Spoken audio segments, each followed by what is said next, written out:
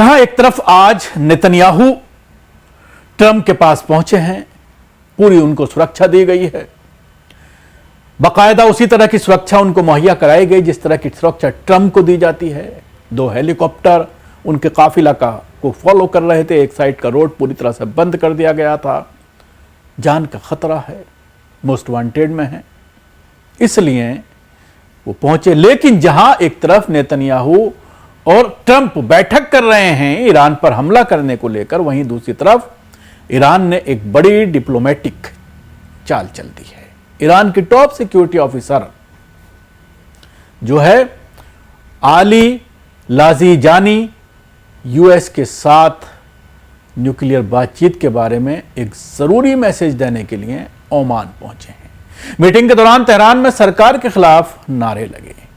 Iran और US के बीच उनके न्यूक्लियर प्रोग्राम को लेकर चल रही बातचीत के बीच तेहरान के एक टॉप सिक्योरिटी अधिकारी का ओमान दौरा बहुत अहम माना जा रहा है। ईरान के सुप्रीम नेशनल सिक्योरिटी काउंसिल के सेक्रेटरी आली राजी मंगलवार को ओमान पहुंचे।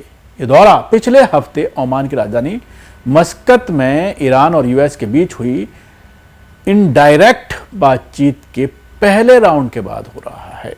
ओमान बातचीत के मध्यस्थता कर रहा है। ओमान पहुंचने पर अली लाजीरानी ने ओमान के विदेश मंत्री बद्र अल बुसैदी से मुलाकात की। ओमानी विदेश मंत्री ने सोशल मीडिया पर कहा है कि दोनों पक्षों ने हाल के डेवलपमेंट, खासकर ईरान यूएस बातचीत पर चर्चा की है और इलाके की शांति को प्राथमिकता दी है।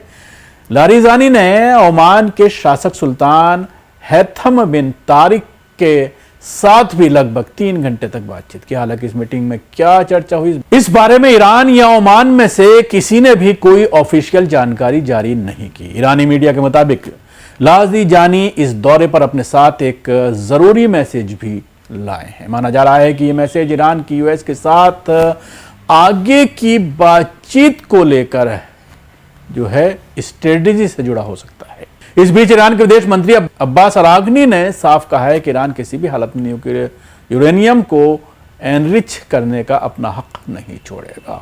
यह मुद्दा यूएस और ईरान के बीच सबसे बड़ा विवाद बना हुआ। इस बीच इजराइल के प्रधानमंत्री बेंजामिन नेतन्याहू भी यूएस पहुंच गए हैं। उनकी यूएस प्रेसिडेंट डोनाल्ड ट्रंप से मुलाकात होनी है और इस बातचीत में ईरान का मुद्दा एक बड़ा टॉपिक होने की उम्मीद है।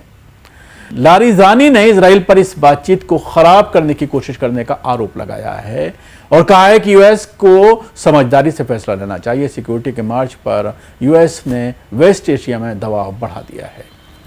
यूएस नेवी के aircraft carrier USA Abraham Lincoln और कई वारशिप को इस इलाके में तैनात किया गया है। यूएस का कहना है कि यह कदम ईरान पर समझौते के लिए दबाव बनाने के लिए उठाया गया है। इस बीच दुनिया के लिए एक जरूरी तेल रूट हॉर्मुज स्ट्रेट में यूएस के जहाजों को भी अलर्ट रहने की चेतावनी दी गई है। राजनीतिक घटनाओं के साथ साथ ईरान के अंदर भी हालत तनावपूर्ण है। मंगलवार रात राजधानी तेहरान के कई इलाकों में सरकार विरोधी नारे सुने गए। ये विरोध प्रदर्शन 1979 की इस्लामिक क्रांति की सालगिरह से ठीक पहले हुए।